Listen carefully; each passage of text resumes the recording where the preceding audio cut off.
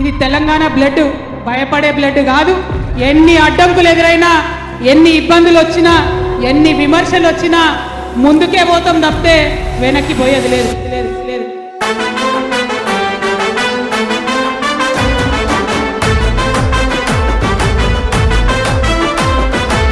ఊరూరా బయలుదేరి ఉద్యమం చేస్తే తెలంగాణ వచ్చింది.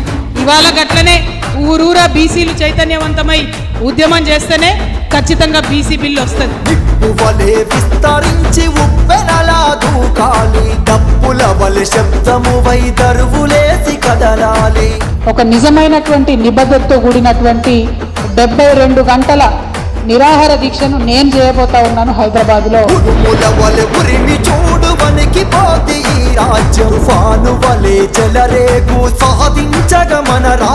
రాష్ట్ర కేంద్ర ప్రభుత్వాలపై ఒత్తిడి పెంచడానికి, మన తెలంగాణ రాష్ట్రంలో బీసీ బిడ్డలకు ఎంత అవసరం ఉంది బీసీ బిల్లు అనేటటువంటి అంశాలని ప్రపంచానికి తెలియజెప్పడానికి తెలంగాణ జాగృతి అధ్యక్షురాలుగా, తెలంగాణ బిడ్డగా, ఒక సోదరిగా నిరాహార దీక్ష 72 గంటలది 4, 5, 6 ఆగస్టు నాడు చేయబోతా ఉన్నాను. బీసీ బిల్లు సాధన కోసం ఆగస్టు 4, 5, 6 తేదీల్లో 72 గంటల దీక్ష చేస్తారన్నారు ఎమ్మెల్సీ కవిత. రాష్ట్ర ప్రభుత్వం కేంద్రానిపై ఒత్తిడి తెచ్చి బీసీ బిల్లు సాధించుకోవాలన్నారు కవిత.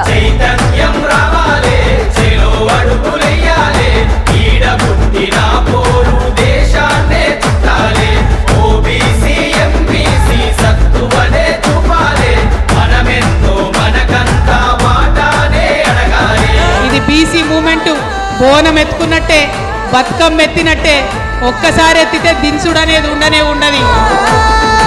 और एक धक्का बीसी बिल पक्का।